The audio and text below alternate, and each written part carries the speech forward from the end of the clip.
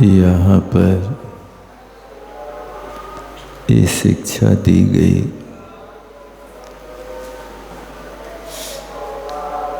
कि सिर्फ पुस्तकीय विद्या से जीवन का निर्वाह नहीं होता। जब तक स्वयं की बुद्धि ना काम करे तब तक सफलता नहीं मिलती है। इसलिए जब बुद्धि दी जा रही थी तो उस समय समझ में नहीं आ रहा था, और जब विपत्ति आ जाती है तो व्यक्ति तड़पने लगता है। इसी बात को यहाँ देखा कि चारों बच्चे विद्या संपन्न तो थे, जिस कुल में जो विद्या पढ़ाई जाती थी उस विद्या में निपुण थे। शिल्पी का बेटा शिल्पकार था और चित्रकार का बेटा चित्रकारी में निपुण था, और मंत्रवादी का बेटा मंत्र विद्या में सिद्ध था, और वणिक पुत्र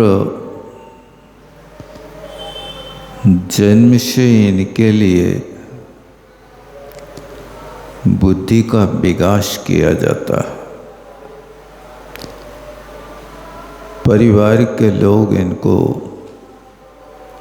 अच्छी शिक्षा देकर के अनुभवी बना देते हैं और फिर विद्यालय की शिक्षा सीखते हैं। तो वणिक पुत्र ने सोचा कि अपने प्राणों की रक्षा करना है तो दूसरों को उपदेश देने की अपेक्षा अपने आप को उपदेश दो।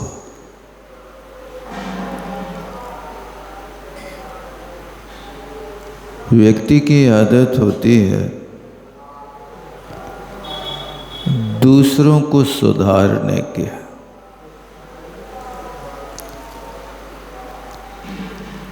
लेकिन नीतिकारों ने कहा है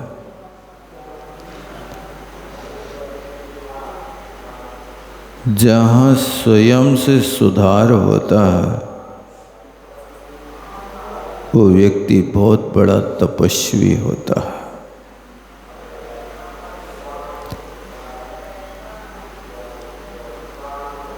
आप स्वयं सुधर जाएं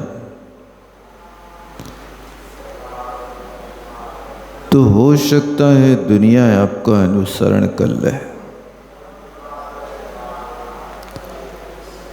लेकिन पंडित जी खाएं भटा और को लगाएं टटा। स्वयं का आचरण तो ठीक नहीं हो रहा,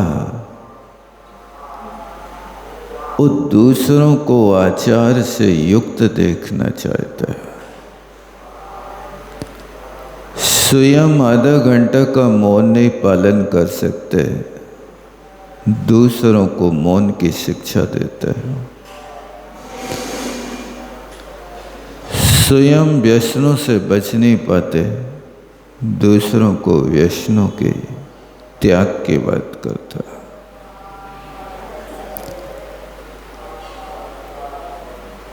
स्वयं सिगरेट पिएं और बच्चे से परहेज की बात करें तो बच्चा कभी तुम्हारी बात नहीं मानेगा, और ये संस्कार जो आते हैं घर से ही आने लगते हैं।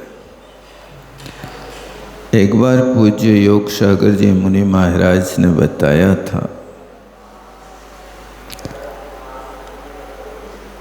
कि मल्लप्पा जी बीड़ी पीते थे।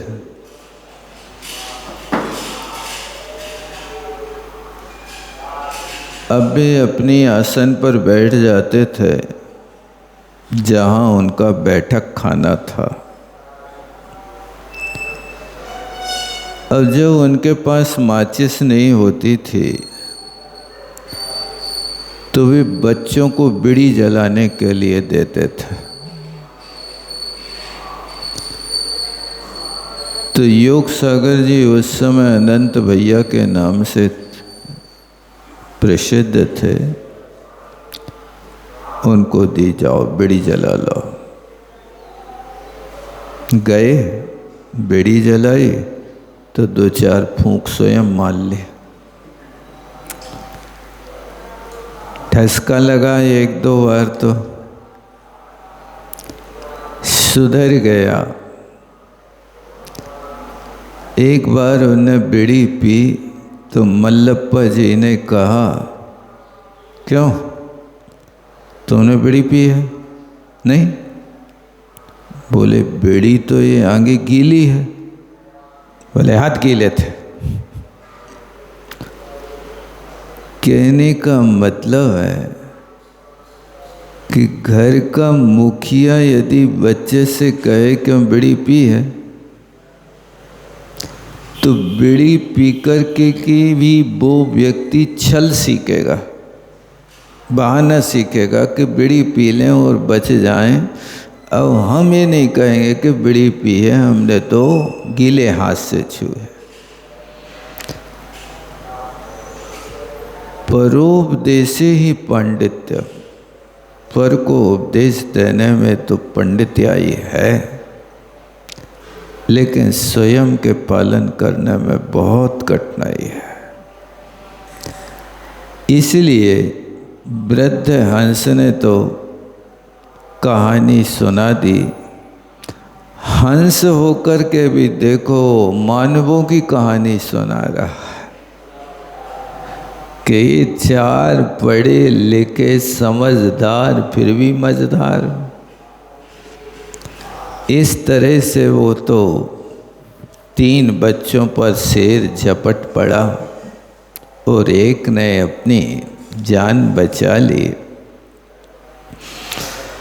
इसलिए ये नीति को पुनः दोहराया, परम बुद्धिर नशा विद्या। बुद्धि श्रेष्ठ है, वो विद्या श्रेष्ठ नहीं है कि जिस विद्या से अपने पैर पे कुल्हाड़ी पटक दी जाए। उसी बात को कहते हैं तई युक्तम। अब उन्हें कहा, भो भोतात, हे वृद्ध पिताश्री,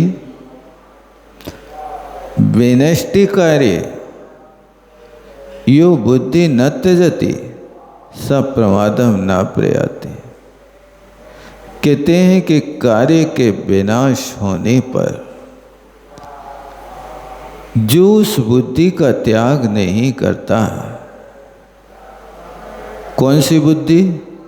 परम बुद्धि, श्रेष्ठ बुद्धि को बचा के रखता। माने कार्य में असफलता हो गई तो भी अपनी श्रेष्ठ बुद्धि को सुरक्षित रखता है। सब प्रमादम ना प्रयाति, वह व्यक्ति कभी प्रमाद को प्राप्त नहीं होता। तथा ही जैसे कहा, उत्सन्नेषु च कार्येषु बुद्धिर्यस्य न हीयते स निस्तरति कार्याणि जलान्ते वानरो यथा।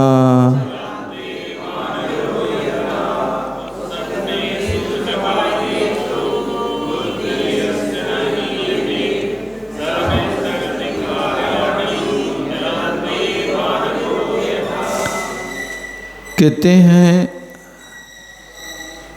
उत्सन्नेषु कार्येषु,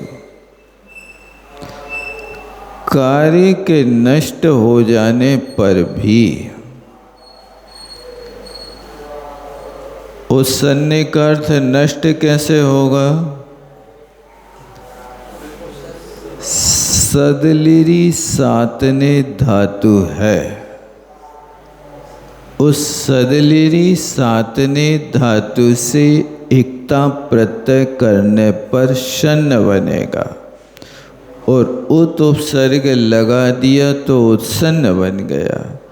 और फिर सप्तमी विभक्ति में उत्सन्नेषु, उत्सन्न माने नष्ट हो जाने पर, सदलिरी सातने, सातने माने नष्ट करने अर्थ में आती है।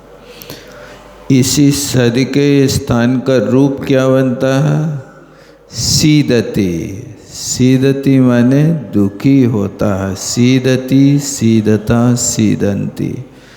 विषीदति विषाद को प्राप्त होता है। और निषीदति बैठता है। कार्येषु उत्सन्नेषु, कार्य के नष्ट होने पर, यस्य बुद्धिर्नाहीते, जिसकी बुद्धि नाश को प्राप्त नहीं होती है, सा कार्याणि निस्तरति, वह व्यक्ति अपने कार्य को पूर्ण रूप से पार पा लेता है।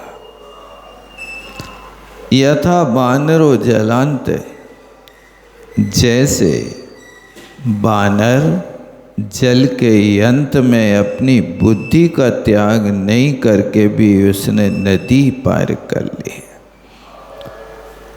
तीनोक्तम, उसने कहा भो पुत्रा नष्टे कार्य का उपाय तथा चोक्तम, अरे रे पुत्रो, यदि कार्य बिगड़ जाए तो फिर क्या करना चाहिए? तथा चोक्तम, जैसे कहा है, अज्ञान भावा दत्वा प्रमादा,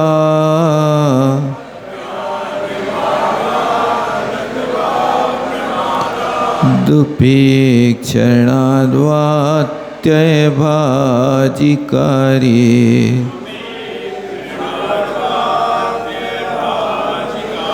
पुंसा प्रयासो विफलः समस्तो,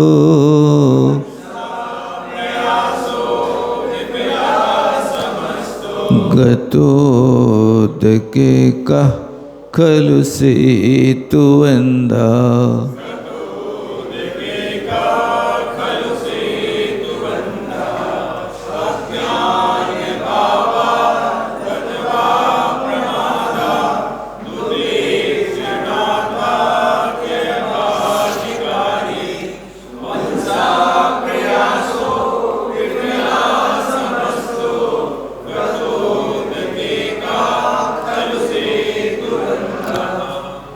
किति अज्ञान भावात् प्रमादात् उपेक्षणात् कार्य व अत्यभाजी। देखो, कार्यों का नाश 3 कारणों से होता है। पहला कारण रखा अज्ञान से। व्यक्ति को ज्ञान नहीं होता है तो सफलता नहीं मिलती है। इसलिए अज्ञान से प्रायः करके दोष लगते हैं। ये श्रावकों को नहीं, साधुओं के लिए भी अज्ञानात्वा प्रमादात्वा, अज्ञान से अथवा प्रमाद से दोष हो जाता। अब कई लोग ऐसे होते हैं कि जिनकी धारणा है कि ज्ञान से भी कौन से कार्य की सिद्धि होती है। पठितव्यम सो मर्तव्यम न पठितव्यम सो मर्तव्यम दांत कटा कट किम कर्तव्य। पढ़ने वाले भी मरते हैं, बिना पढ़ने वाले भी मरते हैं। अब अपने दांत कटाकट काहे को करो। आनंद की जिंदगी जियो। इसलिए अज्ञानी लोग जिंदगी भर ज्ञान की उपेक्षा करते रहते हैं, और यदि उनको कोई समझाता है कि भैया कुछ सीख लो, तो भी शिक्षा देने वाले की भर्स न करते कि तुम ही पंडित बन जाओ, हमें जरूरत नहीं है पंडित्याई की। ऐसे लोग कभी भी सुख के निकट नहीं जा सकते, क्योंकि शास्त्रों में लिखा है कि ज्ञान समान न यान जगत में सुख को कारण। सच्चे सुख का कारण तो ज्ञान ही है। अज्ञान कभी सुख का कारण नहीं होता। जब आपको पता चले कि ये काम, क्रोध, मद आदि ये आत्मा के घातक हैं, कब पता चलेगा? जब ज्ञान होगा तभी तो पता चलेगा ना। अन्यथा तो लोग उसको अपना स्वभाव मान लेते हैं। कई लोग कहते हैं तो हमारी गुस्सा नहीं जाना, तब हमारी गुस्सा मतलब ज्ञान जो गुस्सा तुम्हारी है वो गुण हो गया क्या? गुस्सा को अब गुण मान रहे हो कि दुर्गुण मान रहे हो? वो आत्मा का निजी स्वभाव है कि विभाव है? पानी का गर्म होना स्वभाव है कि विभाव है? ये तो विभाव है। पानी तो गर्म हुआ है तो ये कुसंगति में पड़ा है। पानी गर्म नहीं होता, लेकिन पानी को गर्म किया तो तुमने जबरदस्ती कुसंगति में डाला है, उसको अग्नि के ऊपर तुमने चढ़ाया। चारु दत्त तो जमाने से जन्म से बैरागी था, लेकिन चारु दत्त को वेश्यागामी तो उसकी मां ने बनाया है। ये पुत्र व्यामोह में आकर के उसने कहा कहीं लड़का बैरागी ना हो जाए, दीक्षा ना ले ले। वो पुत्र व्यामोह के कारण मां ने व्यसनों में डाल दिया, और फिर उसी माँ को वो दिन देखना पड़ा कि जब वो वेश्या प्रेमी हो गया तो अपने गले का मंगलसूत्र भी उतार के देना पड़ा। यहां तक भेजी खबर कि अब तुम्हारी माँ की मृत्यु हो गई, आ जाओ। तो चारुदत्त ने वहीं से खबर भेज दी कि मुझे आने की फुर्सत नहीं है, लेकिन मेरी माँ का संस्कार चंदन की लकड़ी से कर देना। देखो क्या है, जिस व्यक्ति का विवाह होने के बाद भी अपनी स्त्री का स्पर्श नहीं किया,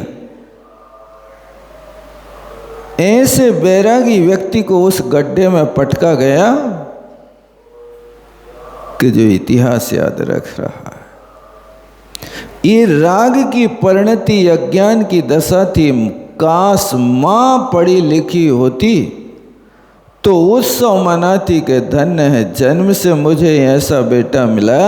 एक माँ ने तो संस्कार फूके थे कि शुद्धोसी बुद्धोसी निरंजनोसी, लेकिन आपको यदि ऐसा बेटा मिला है कि संस्कार दिए बिना भी यदि बैरागी है तो हो भाग्य। लेकिन ये राग की परिणति विपरीत रास्ता दिखाती है, उस सही रास्ते पर चलने नहीं देती है। और उस माँ ने अपने बेटे की राग में बैरागी ना हो जाए इसलिए ऐसे व्यसन में डाल दिया, ऐसे व्यसन में डाल दिया कि जहाँ व्यक्ति के पास 7 व्यसनों में से एक व्यसन आ जाए तो दूसरा उसके पीछे दौड़ कर आएगा। यदि वेश्यागामी हो गया है तो वेश्या को कभी भी प्राणी से प्यार नहीं होता, पैसे से प्यार होता। अब वो पैसा कहाँ से लाओगे आप? तो चोरी तो करनी ही पड़ेगी।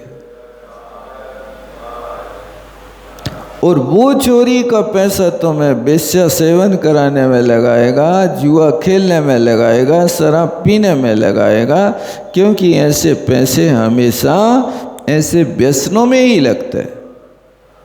आपके परिवार में यदि व्यसन आ रहा है, आप समझ लेना कि अन्याय का पैसा हमारे घर में आ रहा है।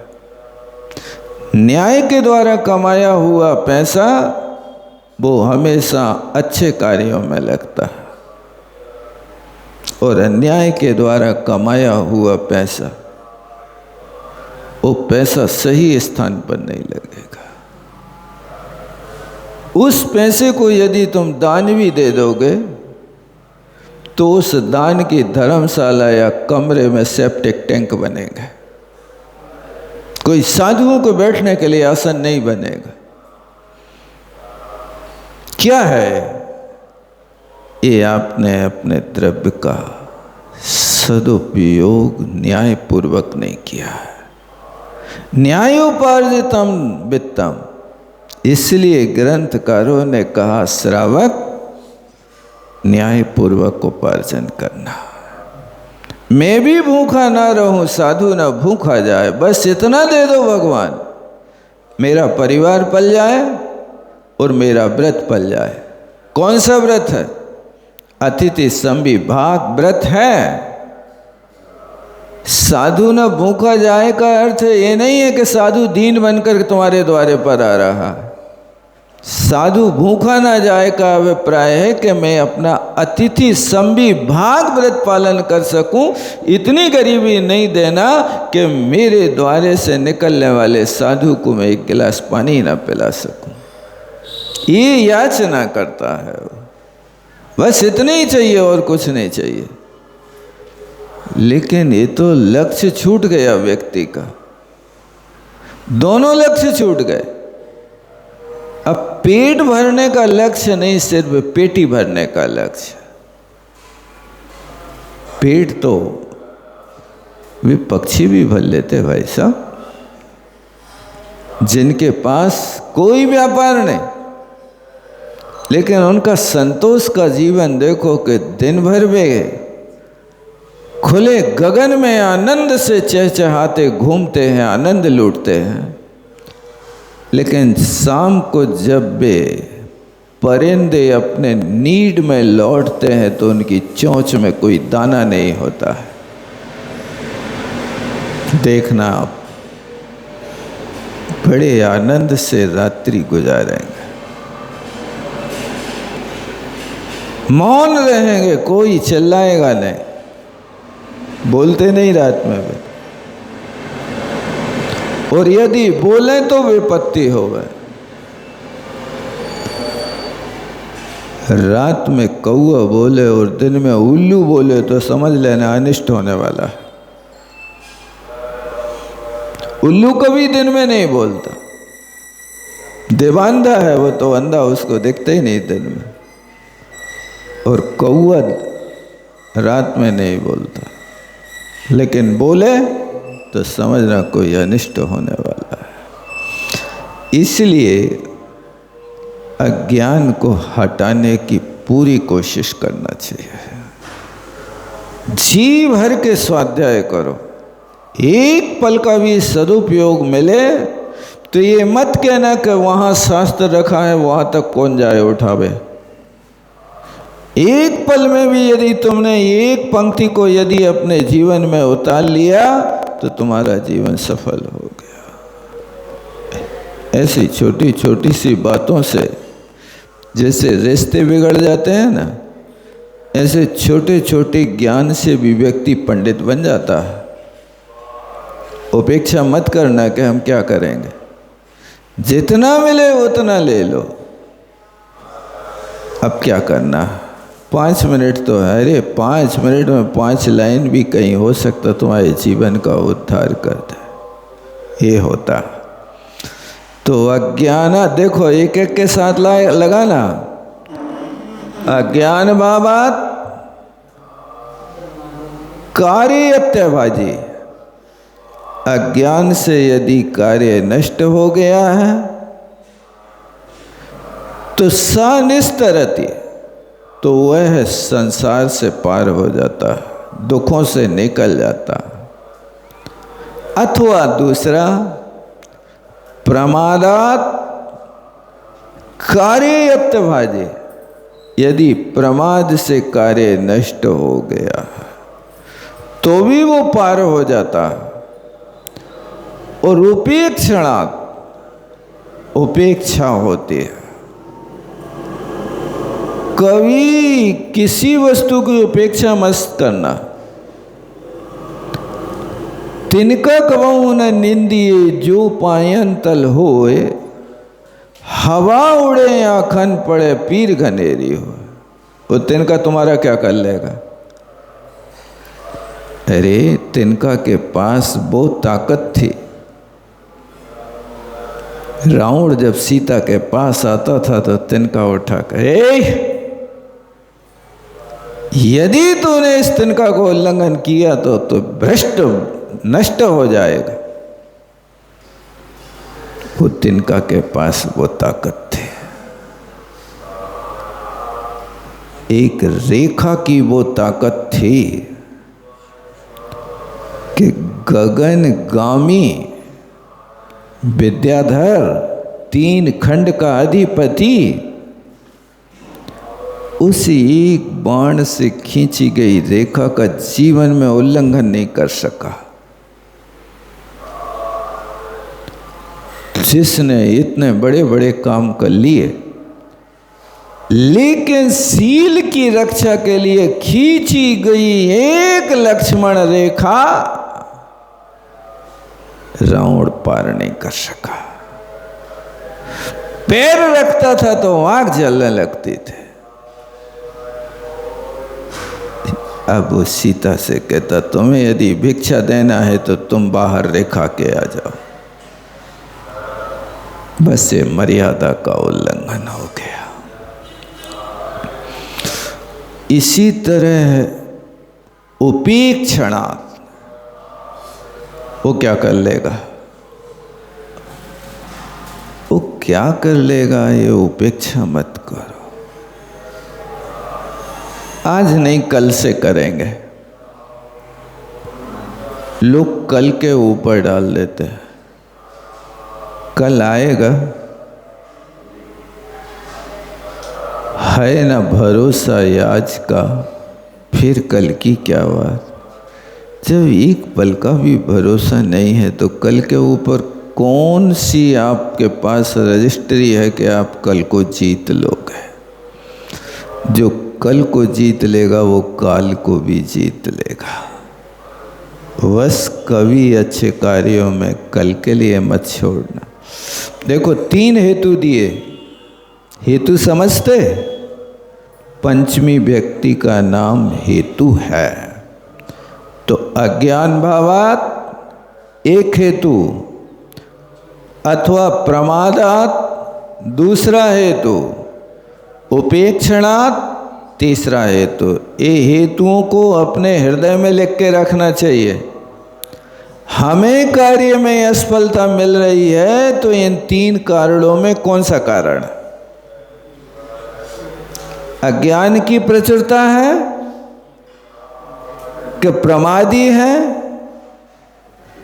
कि समय की या द्रव्य की उपेक्षा कर रहे? क्या कर रहे बताओ? जब भी असफलता होगी ये 3 हेतु होंगे, अन्यथा नहीं होंगे। चौथा कोई कारण नहीं होगा। इनसे ही असफलता होती है। इसलिए अज्ञानात, अज्ञान होता है इसलिए तो लोग वकीलों को लगाते, भाई साहब लड़ो तुम, मरो तुम, लठ चलाओ तुम, लेकिन लड़े वकील। यही होता है ना? क्यों लड़ रहा वकील भाई साहब?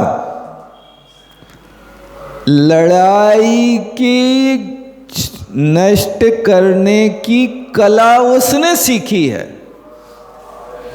LLB में है, EL माने लड़ाई, कुब्बी माने भ्रष्ट कर देवे, तो वो हो गया LLB।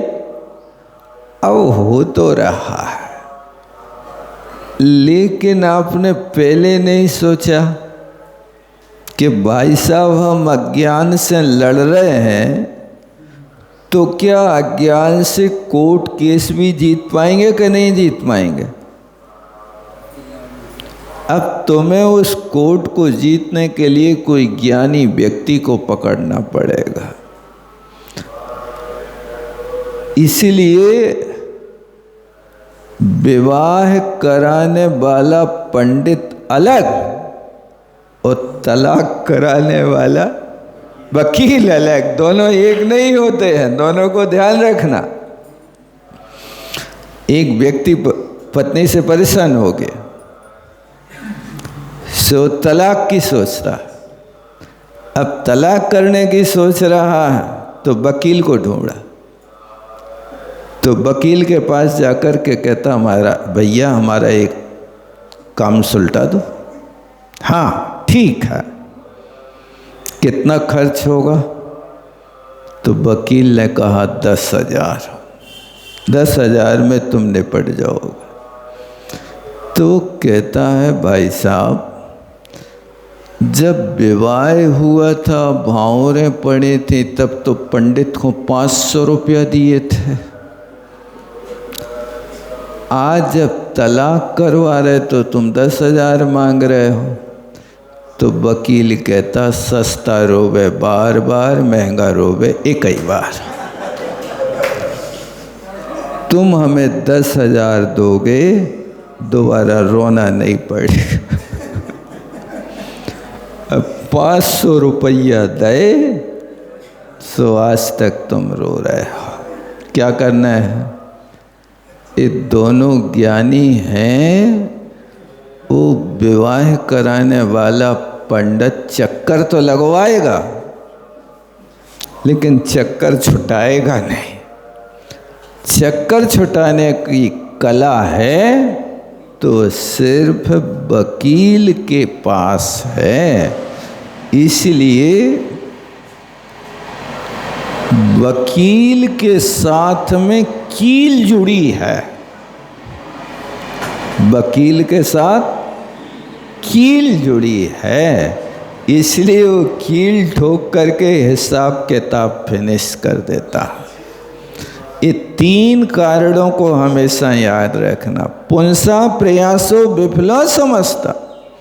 इन 3 कारणों से पुरुष का प्रयास सारे का सारा विफल हो जाता, सफल नहीं होता।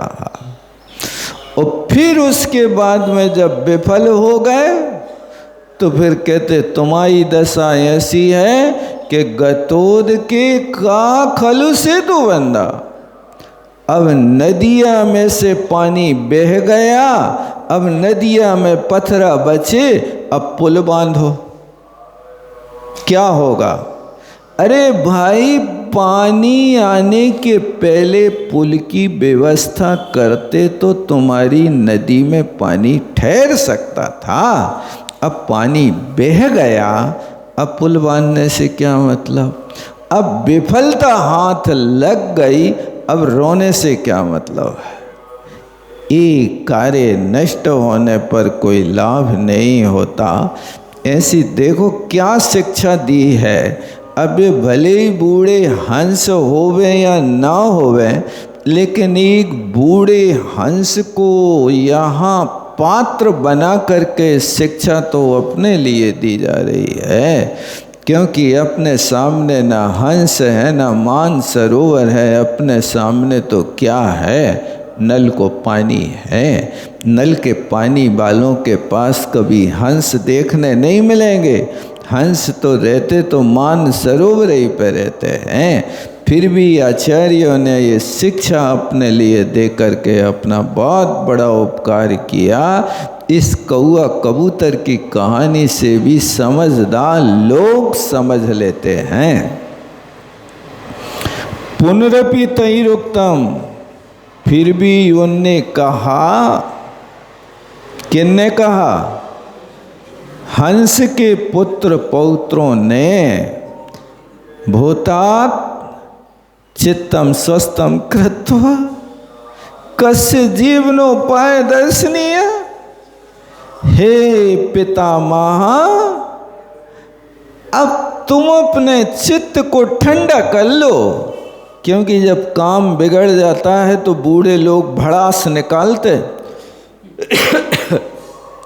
उलाहे ना देते। हमने पहले कही थी ना, तुम नहीं माने ना, अब भोगो बेटा। तो अब समझ में आ गया कि अब जब मौत सामने आ गई तो शायद मौत से बचने का तरीका का भी उपाय देंगे दादाजी। इसलिए वे कहने लगे, हे दादा चित्तम स्वस्थम, अब शांत हो जाओ और हमारे लिए जीने का उपाय दिखाओ कि हम सब कैसे अपने प्राणों की रक्षा कर सकें। अब देखो, गलती करने के बाद याचना तो करना पड़ती है। प्राण प्यारे हो तो करो, नहीं तो करो बूढ़ों की उपेक्षा। अब देखो क्या कह रहे, तथा चोक्तम, जैसे कहा, चित्तायत्तम धातु अंधम शरीरे नष्टे।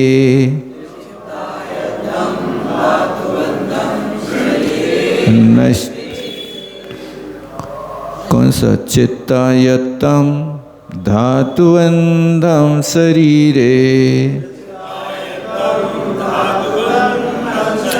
नष्टे चित्ते धातवो यान्ति नाशम। तस्मात् चित्तम यत्नतो रक्षणीयम। स्वस्थे चित्ते बुद्धया संभवन्ति।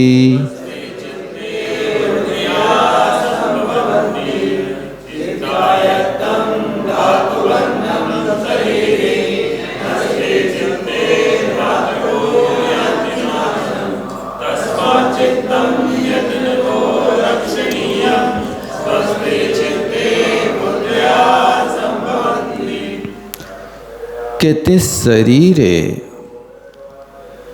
धातुवंदम चित्तायत्तम।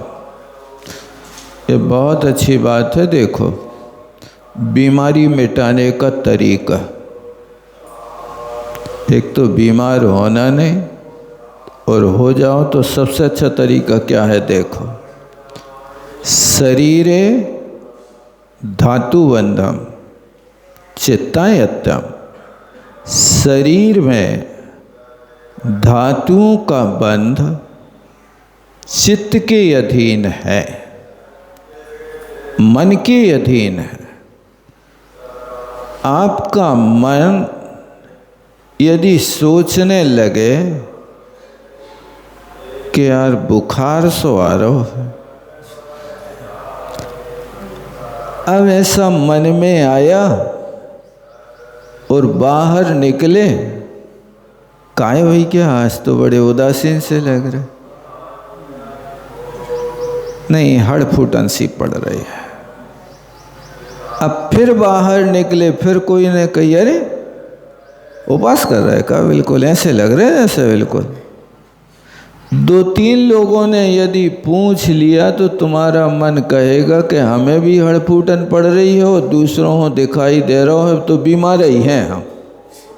अब जाके तुम खटिया पकड़ोगे और कुछ नहीं करोगे, पक्का है। इसका अर्थ चित्तायत्तम होता है कि शरीर में जो धातु कितनी होती? 7 धातुआं हैं। अब कई लोग गदिया पे टिके टिके यूं नाड़ी पकड़ते हैं, अरे यार खून की कमी सी लग रही है। अब खून की कमी लग रही तो क्या करो, 2-3 गिलास संतरा को जूस फटकार जाओ, खून की बहुत कमी है। अब लग जाए और खून ने निकले तो लोग ये अंदर भय पैदा, तुम्हारे शरीर में खून की कमी है भाई क्या है, देखो बिल्कुल खून नहीं करो ना, अरे यहाँ छोटा सा कांटा लग जाए तो बिल्कुल दाल लग जाती है, अब तुम्हारे शरीर में खून ही नहीं है तो क्या था। ऐसा लोग धमकाने लगते हैं। अच्छा, अब उनकी बात मान जाए कि बिल्कुल ठीक कह रहे हैं आप, खून तो बिल्कुल बचो ही नहीं, काटो तो खून न मिले, का काटो। ये चित्तायत्तम, यदि मन से तुम हार गए तो फिर तुम्हारा खून गायब हो जाएगा, और मन से यदि तुमने कम है, मैं अभी पूरा करता हूँ, क्या करता हूँ, बढ़िया जा करके तिली की तेल की मालिश करो, खून का संचार व्यवस्थित हो जाएगा और तुम बड़े चंगे हो जाओगे। लेकिन तुम लोग मालिश कराते दूसरों से हो, स्वयं से करना चाहिए, स्वयं सेवक होना चाहिए, नहीं तो यहाँ तिली का तेल भी जाएगा और 50 रुपया वो भी ले, 50 ही लेता, ज़्यादा लेता, 70 हो गए, आएगा वो और 2-4 बार थापड़ मारेगा अच्छे से और कहेगा चंपी हो गई, लाओ 70 रुपया बेटा। अब यहाँ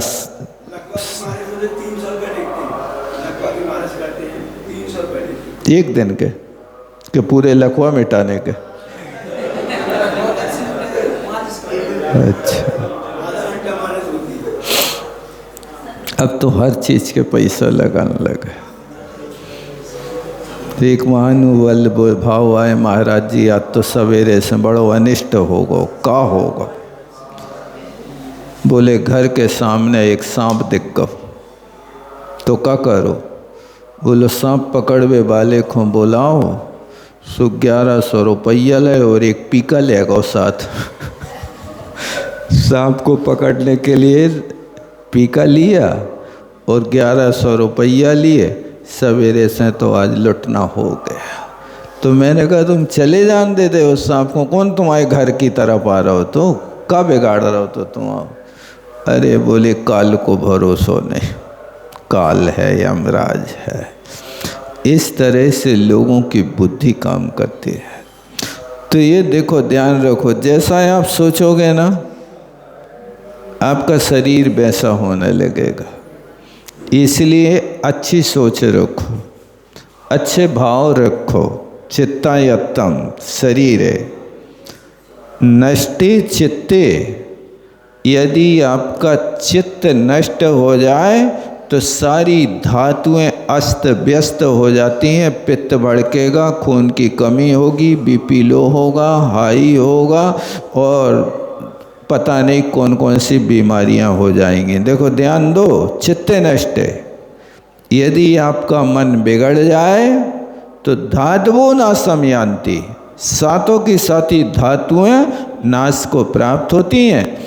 तस्मात् चित्तम यत्न तो रक्षणीयम, इसलिए बुद्धिपूर्वक अपने चित्त की सुरक्षा करो, मन में विकार पैदा ना आ पाए। थोड़ा सा भी विकार आता है तो जैसे थोड़ी सी पानी की फुइया गिरती है तो आप लोग छाता लगा के खड़े हो जाते।